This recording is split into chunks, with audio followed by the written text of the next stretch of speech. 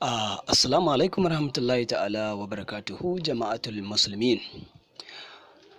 Barkanku da shigowa wannan tasha tamu mai albarka ta YouTube channel.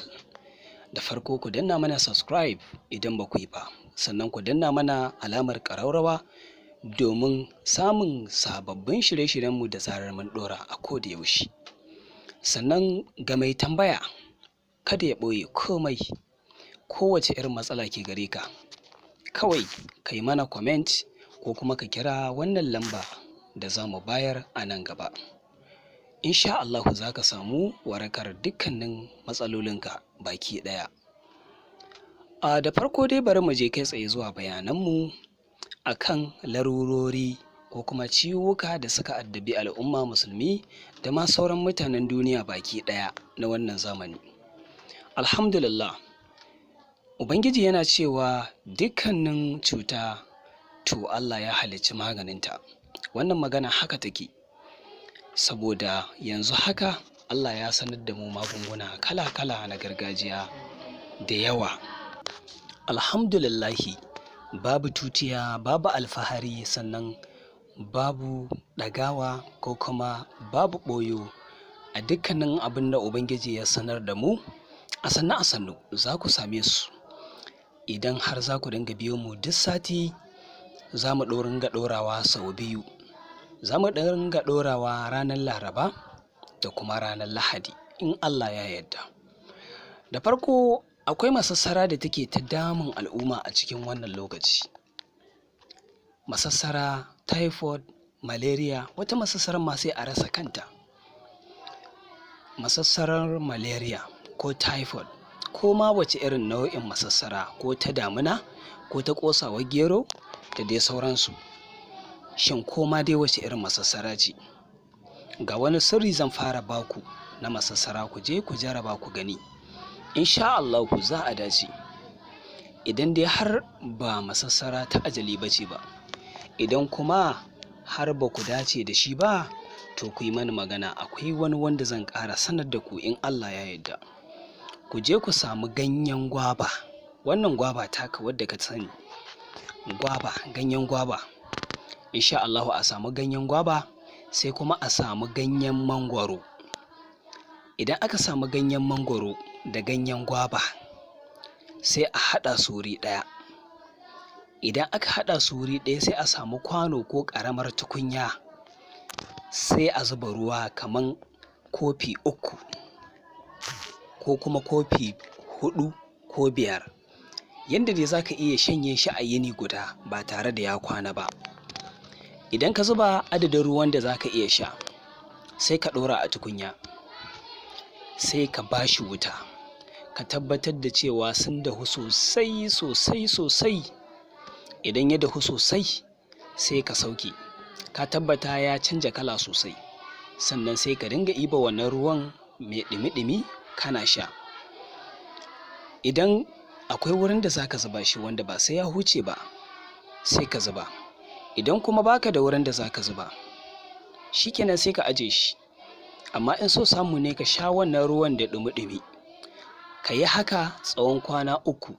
Insha Allahu kowace irin masassara ce sai ta tafi ta barka, za ka samu lafiya da yarda Allah. Bayan haka kuma sannan muna da maganin typhoid kai tsaye da kuma maganin malaria kai tsaye, shi ma akwai haɗaɗɗe. Sannan kuma za mu faɗa maku shi ma tushen shi in Allah ya yarda, amma sai ranar Lahadi idan Allah ya kai mu. Muna da maganin ulcer ingantacce, wanda wallahi tallahi babu yaudara, babu ha'inci. Za mu faɗa maku nan ba da jimawa ba. Sannan bayan na biyu, muna da maganin gout, wallahi mai kyau ne.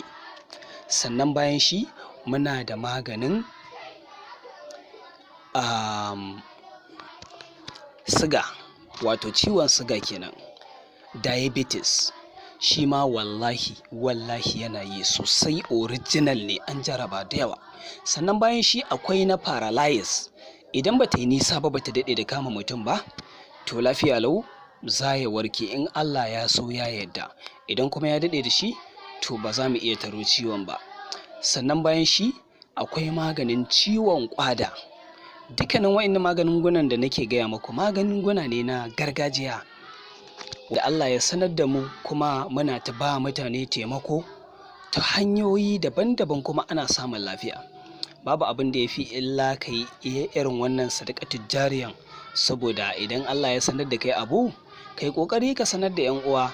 Wannan shine iya jihadin da za ka iya yi, domin idan ka tafi da wannan sanin kaga ka bar mutane cikin duhu, alhalin Allah ya sanar da kai ne domin mutane su ƙara da kai. Shi yasa muke sanar da ku. Bayan wannan akwai original ingantaccen maganin basir, akwai maganin ciwon ciki original ingantacce, maganin ciwon ƙahuwa gout akwai shi ingantacce. Duk za mu sanar da ku, za mu sanar da ku sirrikan. Kuma idan kuna bukata ba sai kun haɗa ba, to akwai sa a nan gida aje muna bayarwa ga dukkanin wanda yake bukata. Muna zaune a garin Katsina ne. Insha Allahu ga mai bukata kowane irin ciwo ne ka yi bayani, ka yi bayani, kada ka bar komai, ka yi mana comment ko kuma ka kira wannan namba da zan bayar a yanzu, 080 600 10556. Zan ƙara maimaitawa, 080 600 10556. Mun gode, Allah ya saka da alkhairi. Wanda ba su da lafiya Allah ya ba su lafiya, albarkacin annabi Muhammadu. Mu kuma masu lafiya Allah ya ƙara mana lafiya. Mun gode da ziyartar mu da kuka yi. Ku ci gaba da bibiyan mu a koda yaushe domin samun lafiya ingantacciya. Ba za mu ƙara ɓoye maku komai ba daga yanzu, tunda Allah ya kawo zamani na wayar da kan jama'a.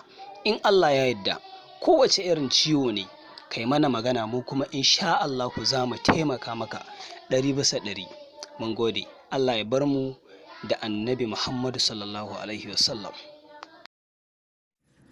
Ku danna subscribe, sannan ku danna alamar ƙararrawa domin samun sababbin shirye-shiryenmu da zarar mun ɗora.